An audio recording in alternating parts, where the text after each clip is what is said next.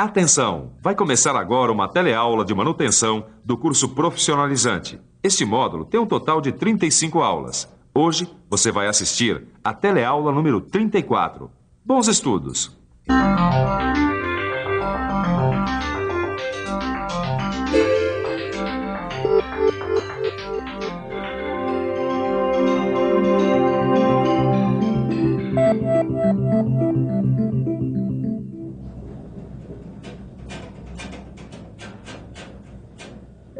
Não precisa ser nenhum especialista para saber que essa vibração é sinal de algum problema. Agora é analisar a vibração e descobrir qual é a falha, porque este é o tema da nossa teleaula de hoje, a análise das vibrações. Nesta teleaula, você vai ver como é possível detectar falhas de componentes de máquinas por meio da análise de vibrações. Vai conhecer as grandezas que definem o movimento vibratório e os equipamentos utilizados para a captação e análise de dados.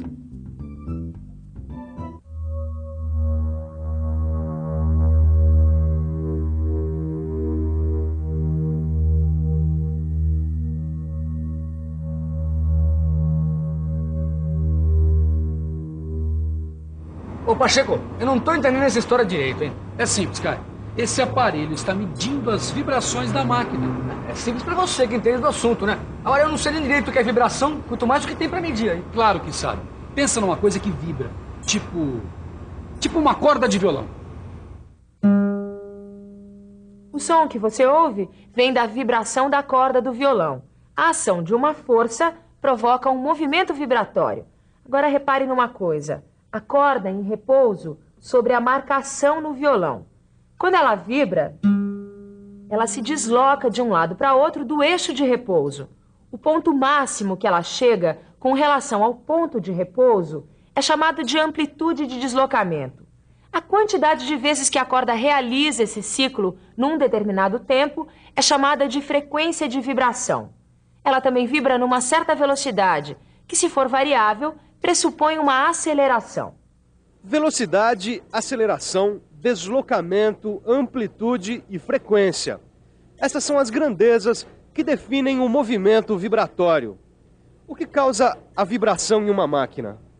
Normalmente são as falhas de componentes mecânicos ou defeito de funcionamento. Se houver algum defeito em qualquer componente mecânico, vai se refletir em uma vibração diferente em determinado ponto da estrutura. Certo, mas como a análise das vibrações de uma máquina pode contribuir para a manutenção preditiva? Através dela, a gente pode detectar e acompanhar o desenvolvimento de falhas nos componentes das máquinas. Dá um exemplo. Por exemplo, engrenagens defeituosas, rolamentos deteriorados, rotores desbalanceados, eixos deformados, entre outros. Os dados da vibração de uma máquina são como uma radiografia de seus componentes. E assim como essa radiografia precisou de um equipamento especial para ser feita, o registro das vibrações de uma máquina requer um aparelho específico. Para registrar as vibrações, sensores ou captadores são colocados em pontos estratégicos da máquina. Eles transformam a energia mecânica de vibração em sinais elétricos. Mas e aí? E aí esses sinais elétricos são enviados para aparelhos registradores ou analisadores de vibrações, como esse aqui, que indica o nível de vibração da máquina. Tá bom, mas eu não estou entendendo o que esse dado aqui quer dizer. Para isso é preciso um especialista, para interpretar os dados e gráficos. A maneira mais comum de representação é a da amplitude da vibração dada em função da frequência. Com a medição de vários pontos de amplitude de diferentes vibrações, representadas em formas de pico, podemos seguir ponto a ponto a variação de cada vibração e discriminar os defeitos dos componentes. Olha aí, picos da vibração. Se ele apresentar anomalias, quer dizer o quê? Depende, né? Se os picos aparecem como múltiplos de velocidade desenvolvida pelo rotor da máquina, podem significar engrenagens avariadas, correia em mau estado. O mais comum é que a causa das vibrações seja o desbalanceamento ou desalinhamento. Ainda bem que eu não precisei de nenhum equipamento especial para descobrir que o problema com a minha lavadora aqui era o desnivelamento do piso. Mas nem sempre é tão fácil assim. Às vezes, basta olhar para o lado, que o problema pode estar vindo da máquina vizinha. O solo ou piso de alvenaria onde a máquina é fixada pode transmitir vibração de uma máquina para outra. A vibração de máquinas vizinhas podem criar picos com frequências não relacionadas à frequência do rotor.